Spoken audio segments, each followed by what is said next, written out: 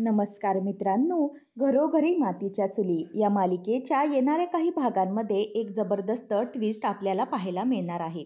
कारण आता ऋषिकेश आणि सुमित्राच्या नात्याला ओवी व जानकीला न्याय मिळवून ऐश्वर्याचा डाव तिच्यावरच उलटत ऐश्वर्याचा खरा चेहरा ऋषिकेश व सुमित्रा दोघेही मिळून सारंगसमोर आणणार आहेत. ऐश्वर्याला तिच्या पापाची शिक्षा मिळणार आहे. सर्वांसमोर तिचं तोंड काळं होणार आहे. ऋषिकेश ऐश्वर्याने पाठवलेल्या गुंडांच्या तावडीतून सुमित्राची सुखरूप सुटका करणार आहे. शेवटी सुमित्रा आणि ऋषिकेश हे प्रेमाने एकत्र येऊन आता मायलेकांची हृदयस्पर्शी भेट आपल्याला मालिकेत पाहायला मिळणार आहे. ऐश्वर्याचा डाव तिच्यावरच उलटणार आहे. तर मित्रांनो, सुमित्राची सुटका जीवाची बाजी करत ऋषिकेश कशी करणार, ऐश्वर्याला सगळ्यांसमोर तोंडावर कसं पाडणार, ते पाहणं रोमांचक ठरेल. त्यासाठी व्हिडिओ अगदीच शेवटपर्यंत नक्की पहा आणि चॅनलला सबस्क्राईब नक्कीच करा. तर मित्रांनो, आतापर्यंत आपण मालिकेत पाहिलं होतं की ऋषिकेशने सुमित्राला ओवीला भेटायचं नाही तर गाठ माझ्याशी आहे म्हणून बजावलेलं असतं. तेव्हा ऋषिकेशचं हे विचित्र वागणं पाहून सुमित्राला वाईट वाटतं. परंतु ओवी सुद्धा ऋषिकेशवर रुसलेली असते. ती ऋषिकेशसोबत एकही शब्द बोलत नाही, त्याच्याकडे साधं बघत सुद्धा नाही. कारण तिला ऋषिकेशचा म्हणजेच तिच्या बाबांचा खूप राग आलेला असतो. तिच्या सुमित्रा आजीमध्ये ओवीचा जीव अडकलेला असतो. तर ओवी आपल्याशी बोलत नाही म्हणून ऋषिकेशसुद्धा खूप नाराज असतो आणि ओवीचे ड्रॉइंग पाहून तो रडू लागतो. तर दुसरीकडे आता शाळा सुटल्यानंतर ओवी व सुमित्राने एकमेकींना भेटण्याचं ठरवलेलं असतं. ऋषिकेशच्या रागाची देखील आता दोघीही पर्वा करणार नसतात. कारण ओवी सुमित्रा एकमेकांशिवाय अजिबात राहू शकणार नसतात. आजी नातीचं प्रेम असतं, परंतु या घाणेरड्या ऐश्वर्याच्या मनात मात्र दुसराच एक प्लॅन शिजत असतो. तर दुसरीकडे ओवी आपल्याशी बोलत नाही याचा ऋषिकेशला खूप त्रास होत असतो आणि तो घरात एकटाच बसून खूप रडत असतो. त्याच वेळेला ओवीला स्कूलमधून सोडवून जानकी घरी येते. तेव्हा ऋषिकेशला रडताना पाहून जानकीच त्याचे डोळे पुसत म्हणते की जगातील सगळे दुःख वेगळी आणि आपली लाडकी लेक आपल्याशी बोलत नाही हे दुःख वेगळं. हो ना ऋषिकेश, पण तरीही तुम्हाला ओवीचा आनंद नक्की कशात आहे हे का कळत नाही? ओवी तिच्या आजीशिवाय नाही राहू शकत. तिच्या आजीला भेटल्यानंतर जो आनंद तिला होतो ना, तो आनंद आपण ऋषिकेश ओवीला नाही देऊ शकत. ही गोष्ट तुमच्या लक्षात येत असूनही तुम्ही ओवीला सुमित्रा आजीला भेटण्यासाठी का अडवताय? ऋषिकेश, तुम्ही चुकताय आणि याचा त्रास सर्वांनाच होतो. इकडे तुम्हाला, मला, ओवीला आणि आपल्या सुमित्रा आईलासुद्धा तुम्ही किती नाही म्हणत असाल, परंतु सुमित्रा आईचा आजीचा ओवीमध्ये खूपच जीव आहे आणि म्हणूनच त्या ऐश्वर्याची सुद्धा पर्वा न करता आई लपून छपून आपल्या ओवीला भेटतात, तिचे सर्व काही लाड पुरवतात. तुम्हाला नसेल कळत, परंतु आजीला भेटल्यानंतरचा प्रत्येक क्षणीचा आनंद मी ओवीच्या चेहऱ्यावर पाहिला आहे. ऋषिकेश, या छोट्याशा जीवाला आणखी काय पाहिजे? ओवीची तुमच्याकडून मागणी तरी काय आहे की फक्त तिला तिच्या आजीला भेटण्याची परमिशन नसावी? परंतु ऋषिकेश, तुम्ही तिला अडवताय. तिचं बालपण गेल्यापासून तिच्यापासून हिरावून घेताय तुम्ही. अजूनही वेळ गेलेली नाही ऋषिकेश. तुम्ही ओवीला असं अडवू शकत नाही. परंतु तरीही ऋषिकेश ऐकायला तयार नसतो आणि ओवीचं कारण पुढे करून ऐश्वर्या नाही ते घाणेरडे आरोप ओवीवर लावत असते. ओवीला या सगळ्या भांडणाचं कारणीभूत ती ठरवते आणि आपल्या मुलीवर, लाडक्या लेकीवर असले घाणेरडे आरोप झालेले ऋषिकेशला अजिबात सहन होत नसतात. ऋषिकेश म्हणतो, जानकी ते ठीक आहे. ओवी आजीला भेटल्यानंतर खूपच आनंदित होते, परंतु त्या घरामध्ये जेव्हा उभी केली गेली तिला, तेव्हा तिचा अपमानच झाला. ओवी रडत घरी आली, हे तुला दिसत नाही का? म्हणजे गोड गोड खाऊ घालायला घ्यायचा आणि वरून धपाटे मारायचे, याचा काय उपयोग आहे? म्हणून ऋषिकेश आता जानकीला त्याच्या प्रश्नाचे उत्तर विचारू लागतो की मला त्या रणदिवे कुटुंबापासून दूर राहायचं आहे. मला त्यांची सावलीसुद्धा माझ्या ओवीवर पडू द्यायची नाही आहे. हळूहळू ओवीला सवय होईल, परंतु तिची आजी जर सतत ओवीला लपून छपून अशी भेटत राहिली तर ओवीला त्यांच्यापासून दूर करणे खूप कठीण होत राहील. आणि सतत ओवीचा तिकडे अपमान झाला तर ओवी एक दिवस कोलमडून पडेल आणि ते मी सहन करू शकणार नाही. त्यापेक्षा आताच ओवीवर आवर घातलेला बरा. म्हणूनच मी सुमित्रा रणदिवेला सांगून आलोय की इथून पुढे ओवीला अजिबातच भेटायचं नाही आणि हा माझा फायनल निर्णय आहे. तेव्हा आता जानकीला सुद्धा खूप वाईट वाटत असतं की ऋषिकेश तिचं काहीही ऐकायला तयार नसतो. तर आता दुसरीकडे ऐश्वर्या मुद्दामच सुमित्रासोबत मंदिरात जाण्यासाठी निघालेली असते. कारण ऐश्वर्याला माहिती असतं की सुमित्रा गुपचूप स्कूलमध्ये ओवीला भेटण्यासाठी जाणार. सुमित्राचा हा प्लॅन ऐश्वर्याला उधळून लावायचा असतो, म्हणून ते मुद्दाम सुमित्रासोबत येते. परंतु सुमित्रा काही कमी हुशार नसते.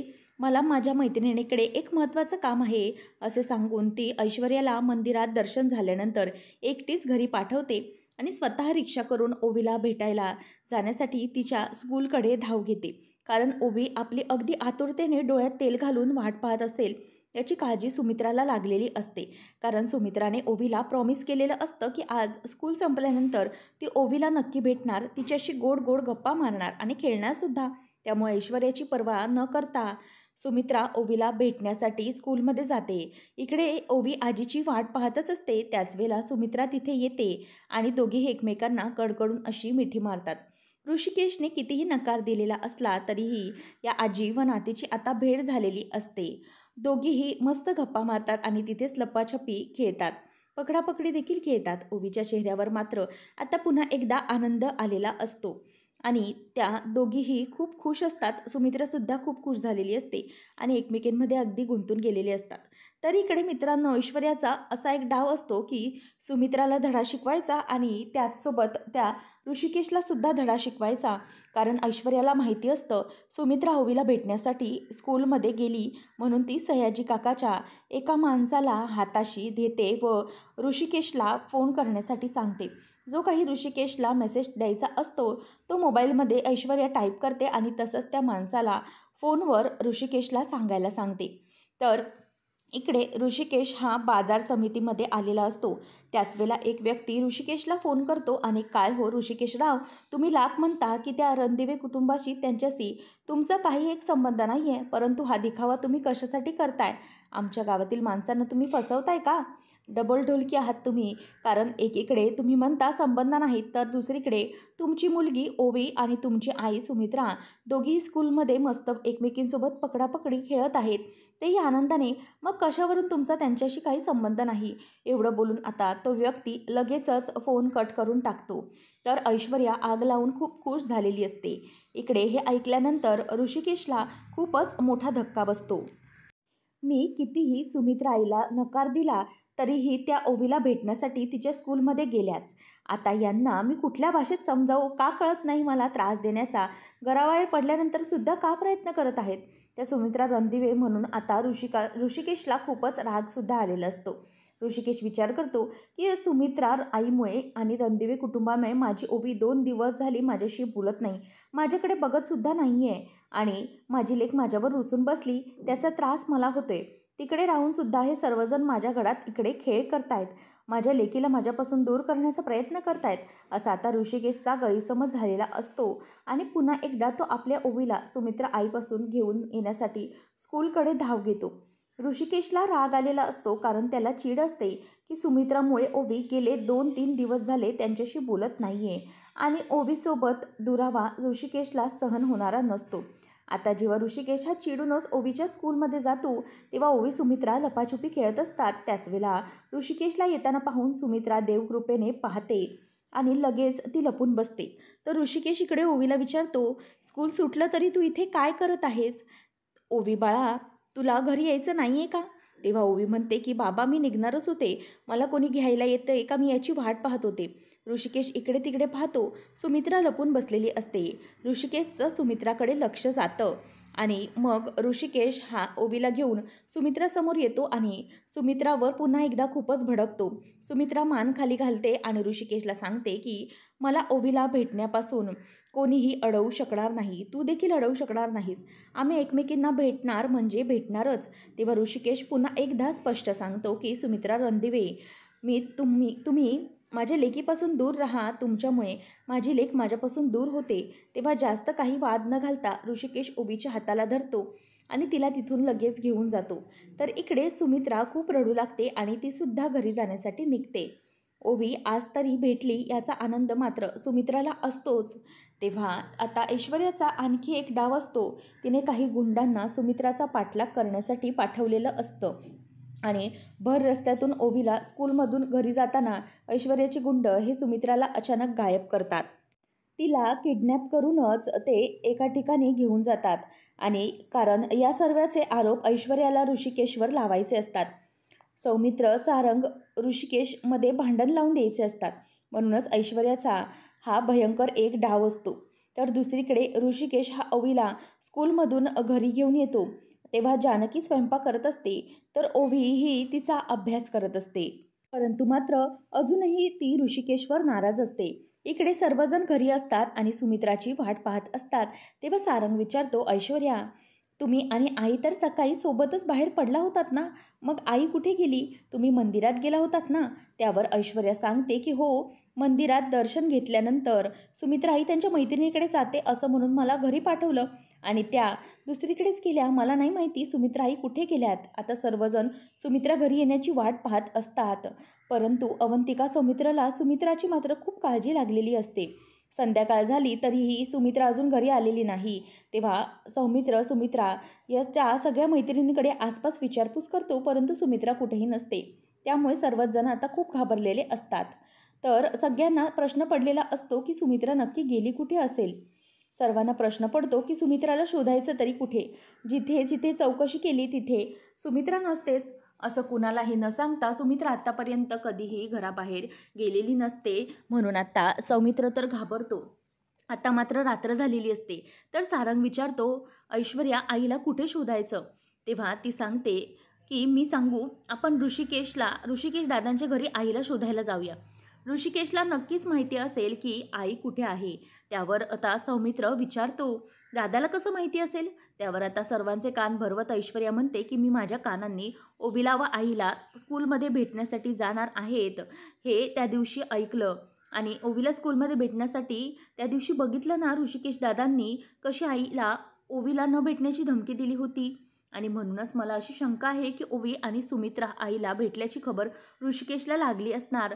म्हणून त्यांना ते सहन झालं नसेल आणि म्हणून त्यांनी आईला कुठेतरी गायब केलं असेल. आईला त्रास झाल्यानंतर आई कुठेतरी निघून तरी गेल्या असतील. जे काही आज घडलं ना, आई अचानक गायब झाल्या याला ऋषिकेश दादा जबाबदार आहेत. म्हणून ऐश्वर्या त्याच्यावर नको नको ते आरोप करू लागते. सौमित्र सारंगचे कान भरवत म्हणते की सौमित्र त्यावर म्हणतो की ऐश्वर्या तोंड सांभाळून बोल. अगं माझा ऋषिकेश दादा असं काही एक करणार नाही. तू उगीच सारंगचे कान भरवू नकोस. तेव्हा सारंग म्हणतो की नाही सुमित्र दादा, तुला जरी आईची काळजी नसेल ना तरी मला आईची खूप काळजी आहे. इतकी रात्र झाली तरी आई घरी आली नाही याचा अर्थ काय समजायचा? आपण आताच्या आता ऋषिकेशकडे जाऊया. मी त्याला सोडणार नाही. माझ्या आईशी असे वागण्याची त्याची हिंमतच कशी झाली? म्हणून आता ऋषिकेशला जाब विचारण्यासाठी सारंग काही गुंडांना हाताशी घेतो आणि सर्वजण ऋषिकेशच्या घरी जातात. सारंगला खूप राग आलेला असतो आणि तो दरवाजा जोरजोरात वाजवतो आणि जानकी दरवाजा उघडते आणि सर्वांना समोर पाहून जानकीला खूप मोठा धक्का बसतो आणि त्यावर आता इथे ती म्हणते की एवढ्या रात्री सारंग भाऊजी, सौमित्र भाऊजी, तुम्ही सर्वजण इथे कसे? असा प्रश्न जानकी विचारल्यानंतर सारंग लगेच ऋषिकेशवर धावून जातो आणि माझी आई कुठे आहे, मला उत्तर दे, असा प्रश्न ऋषिकेशला विचारू लागतो. ऋषिकेशला जानकीला काहीच कळत नाही की सारंग भाऊजी आई कुठे म्हणजे याचा अर्थ काय? त्यावर सौमित्र म्हणतो की अगं वहिनी, आई सकाळपासून घरातून गायब आहे. एवढी रात्र झाली तरीही घरी आली नाही आणि तिचा फोनसुद्धा लागत नाही. ते ऋषिकेश जानकीला मोठा धक्का बसतो. तेव्हा सारंग डायरेक्ट ऋषिकेशला विचारतो की तू सांग, माझ्या आईला गायब केलंस ना, सांग आई कुठे आहे? तू तिला कुठे किडनॅप करून ठेवलंयस? तू बदला घेण्यासाठी माझ्या आईसोबत असं वागतोस? सांग आई कुठे आहे? त्यावर ऋषिकेश म्हणतो, सारंग तोंड सांभाळून बोल. मी असं का करेन? मला नाही माहिती सुमित्रा रणदिवे नक्की कुठे आहेत ते. ऐश्वर्या म्हणते की नाटक करू नका ऋषिकेश दादा, आई गायब झालेल्या कारणीभूत फक्त तुम्हीच आहात. कारण आई आज ओवीला शाळेत भेटण्यासाठी गेल्या होत्या म्हणून रागाच्या भरात तुम्ही आईला गायब केलं ना, खरं सांगा. आणि ओवीला ती विचारते की तू आजी आणि आज भेटलात ना, खरं सांग ओवी. आणि तुझे बाबा आईला ओरडले ना? त्यावर आता घाबरलेली ओवी म्हणते की हो, आजी मला भेटण्यासाठी स्कूलमध्ये आली होती. आणि हे ऐकून सर्वांना धक्का बसतो. ऐश्वर्या म्हणते, बघा सारंग, मी सांगत होतं ते खोटं नव्हतं. याचा अर्थ आई ओवीला भेटण्यासाठी गेल्यानंतरच गायब झाल्यात आणि ऋषिकेश दादांनी त्यांना गायब केलं. याला जबाबदार फक्त दादाच आहेत. तेव्हा सारंग म्हणतो की जर माझी आई सापडली नाही आणि ती सुखरूप घरी आली नाही तर मी तुला कोर्टामध्ये खेचेन. सावत्र रणदिवे म्हणून आता तोंडाला सारंग येईल ते वाईट साईड बोलत असतो. तर सौमित्र त्याला शांत बसण्यासाठी सांगतो की दादा असं काही करणार नाही. ऋषिकेश म्हणतो की मी असं काही केलं नाही. सुमित्रा रणदिवे कुठे आहेत मला नाही माहिती. मी फक्त माझ्या मुलीला घरी घेऊन आलो. त्यानंतर काय घडलं मला नाही सांगता येणार. जानकी आणि ऋषिकेशसुद्धा खूप घाबरलेले असतात, कारण सुमित्रा गायब झालेली असते. आणि सर्वांना प्रश्न पडलेला असतो की ऐश्वर्या सारंगला म्हणते की आपण आईचा शहरभर शोध घेऊयात, नाही सापडली तर पोलीस कंप्लेंट करूयात. म्हणून आता सारंगला तिथून ती घेऊन जाते. तर सौमित्रसुद्धा आईचा शोध घेण्यासाठी जातो. जानकी घाबरतच ऋषिकेशला विचारते की आई कुठे गेले असतील, त्या गायब आहेत. आणि मला सांगा ऋषिकेश, तुम्ही आईला पुन्हा काही वाईट बोललात का? ऋषिकेशला आता खूप त्रास होतो की सुमित्राची त्याने असं वागायला नको हवं होतं, परंतु सुमित्रा त्यानंतर कुठे गेली असेल? ऋषिकेशच्या डोळ्यांमध्ये आता खूप दिवसानंतर सुमित्रा आईबद्दल प्रेम चिंता दाटून आलेली असते. ऋषिकेश घाबरतो की आई नक्की कुठे गेली असेल, कारण ती का होईना ऋषिकेशचा अजूनही सुमित्रा आईवर जीव असतो. तो कितीही करत असला, रागराग करत असला तरी ऋषिकेशच्या मनातील सुमित्राची जागा अजूनही कणभरही कमी झालेली नसते. आणि म्हणूनच आपल्या सुमित्रा आईची खूप त्याला काळजी वाटू लागते. तो म्हणतो, जानकी अगं आई कुठे गेली असेल? तिच्यासोबत असं काही घडायला नको असेल. मी चुकलो गं, आईशी असं वागायला नको होतं, ओवीला भेटण्यापासून थांबवायला नको हवं होतं. म्हणून आता ऋषिकेश अंबरडा फोडत रडू लागतो.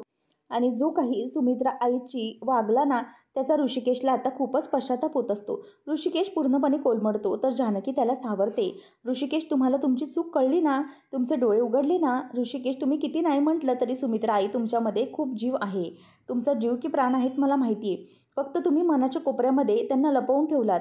परंतु आज तुमच्या डोळ्यांमध्ये मला आईबद्दलचं प्रेम दिसून येत आहे. तुमचा ओर अगदी दाटून आला आहे. ऋषिकेश, मला हेच हवं होतं, परंतु आता आपल्याला सुमित्रा आईचा शोध घ्यायला हवा. काही अघटित घडायला नको. आपल्याला काहीतरी करून आईला घरी घ्यायला हवं, पण अगदी सुखरूपपणे. म्हणून आता जानकी ऋषिकेशला सावरते, त्याला समजावते. तो फक्त रडत असतो, पश्चाताप करत असतो. ओवीसुद्धा रडू लागते की आपली आजी कुठे गेली असेल, मला आजीला भेटायचं आहे. माझ्या आजीला जर काही झालं नसेल ना? तेव्हा ऋषिकेश आता ओवीला सांगतो की ओवी, आज मी तुला वचन देतो, मी तुझ्या आजीला इथून पुढे काही होऊ देणार नाही आणि इथून पुढे मी तुला आजीला भेटण्यासाठी अजिबात अडवणार नाही. मी चुकलो ओवी, तू मला माफ कर. मी तुझ्या आजीला सुखरूपपणे घरी घेऊन येणारच. म्हणून आता ऋषिकेश लगेच बाहेर पडतो आणि सगळीकडे आता तो सुमित्राचा शोध घेऊ लागतो. तर इकडे ऐश्वर्याच्या गुंडांनी सुमित्राला एका खोलीमध्ये बंद करून ठेवलेलं असतं. ऐश्वर्याचा असा प्लॅन असतो की सुमित्रा गायब झाल्याचे सर्व आरोप ऋषिकेशवर लावायचे आणि त्याला जेलमध्ये पाठवायचे. सुमित्राच्या मनातसुद्धा ऋषिकेशची जागा उतरवायची असते आणि आता ऐश्वर्याचा डाव तिच्यावरच उलटणार असतो. ऐश्वर्याच्या गुंडांच्या तावडीतून ऋषिकेश हा आपल्या आईची, सुमित्रा आईची सुटका करणार असतो. कारण आपल्या ऋषिकेशने आपल्या जानकीला आणि ओवीला तसं वचन दिलेलं असतं. ऐश्वर्याच्या गुंडांची हुशार ऋषिकेश धुलाई करतो आणि आपल्या सुमित्राला, आपल्या आईला तो गुंडांच्या तावडीतून सुखरूपपणे आता सोडवतो. ऋषिकेशला समोर पाहून आता इथे सुमित्रा आईच्या मायेचा पाजर फुटलेला असतो. तर आता स्वतः ऋषिकेश हा आईचे डोळे पुसून तिला घट्ट अशी मिठी मारतो आणि आता खूप दिवसानंतर अशी मायलेकांची अगदी हृदयस्पर्शी भेट झालेली असते. शेवटी ऋषिकेशने आपल्या आईचा जीव वाचवलेला असतो आणि आपल्या आईबद्दल मनात असलेलं प्रेम आता ऋषिकेश थांबवू शकत नाही. आणि अखेर ऋषिकेशने आपल्या सुमित्रा आईला माफ करून तिला प्रेमाने मिठी मारलेली असते. ऋषिकेश विचारतो, आई अगं तुला काही झालं तर नाही ना? तू ठीक तर आहेस ना? तेव्हा ऋषिकेशच्या तोंडून खूप दिवसानंतर प्रेमळ आई हा शब्द ऐकल्यानंतर सुमित्राच्या आनंदाला उधाण आलेलं असतं. सुमित्रा म्हणते, ऋषिकेश मी ठीक आहे, परंतु तुझा तोंडून आई शब्द ऐकल्यानंतर माझा सगळा थकवा निघून गेला. मला आज जिंकल्यासारखं वाटतंय. तुझ्या तोंडून आई शब्द ऐकण्यासाठी आसुसले होते रे ऋषिकेश, मला माफ कर. तुझ्याशी खूप वाईट वागले म्हणून सुमित्रा ऋषिकेशची माफी मागते. तर ऋषिकेश म्हणतो, आई तू माफी नको मागू, मीच माफी मागतो. कारण मी रागवलं, तुझा अपमान केला आणि विसरलो की तूच मला लहानाचं मोठं केलं. जन्म देणारी तूच होती. आई जरी पार्वती असली तरीही मला घडवणारी, संस्कार करणारी आणि लहानाचं मोठं करणारी माझी खरी आई तू आहेस. या तुझ्या मायेचा विसर पडला होता आणि तुझ्या उपकारांची जाणीव मी रागाच्या भरामध्ये विसरून गेलो. वाईट वागायला लागलो. परंतु आई मला माफ कर गं. मी चुकलो. पुन्हा असं नाही वागणार. मला माफ कर. म्हणून ऋषिकेश पश्चातापाने सुमित्रासमोर हात जोडतो. तर तिची माफी मागत असतो. सुमित्रासुद्धा तिची चूक कबूल करत मी तुमच्याशी असं वागायला नको असं सगळं सांगत असते. आणि हे सगळं काही त्या ऐश्वर्यामुळे झालं. मी तिच्यावर विश्वास ठेवला असं जानकीला घराबाहेर काढलं म्हणून ती ऋषिकेशजवळ सगळं मन व्यक्त करते आणि दोघेही पुन्हा एकमेकांना घट्ट मिठी मारतात. ऐश्वर्याच्या गुंडांना ऋषिकेशने पळवून लावलेलं असतं. तेव्हा इथे ऋषिकेश हा सौमित्र आणि जानकीला फोन करून आई सुखरूप आहे, मी तिला घरी घेऊन येतोय असं सांगतो. आणि त्याने ओवीला जानकीला दिलेला शब्द पाळलेला असतो. सुमित्राची सुखरूपपणे सुटका केलेली असते. ऐश्वर्याचा डाव हा तिच्याच वर उलटलेला असतो. कारण आता ऋषिकेश, सुमित्रा, आई एकत्र झालेले असतात. त्यांनी एकमेकांची माफी मागून एकमेकांना माफ केलेलं असतं आणि त्यामुळेच ऐश्वर्याचं तोंड आता काळं झालेलं असतं. तिचा तर आता जळफळाटच होत असतो आणि ऐश्वर्या करायला गेलेली एक आणि होतं दुसरंच असं घडलेलं असतं. मात्र दुसऱ्याच ऋषिकेश सुमित्राचं ते पाहून आता जानकीचा सुद्धा ऊर भरून येतो. तिचा आनंद गगनात मावेनासा होतो. कारण जानकीची इच्छा इतक्या दिवसानंतर पूर्ण झालेली असते. ही बाजी जानकीने जिंकलेली असते. तिने अखेर ऋषिकेश आणि सुमित्राचा जो काही गैरसमज झालेला असतो तो दूर केलेला असतो आणि दोघांना एकत्र आणलेलं असतं. आता ऐश्वर्याच्या गुंडांनी सुमित्राला किडनॅप केलेलं असतं. हे सत्य ऋषिकेश सर्वांसमोर अगदी हुशारीने आणणार असतो.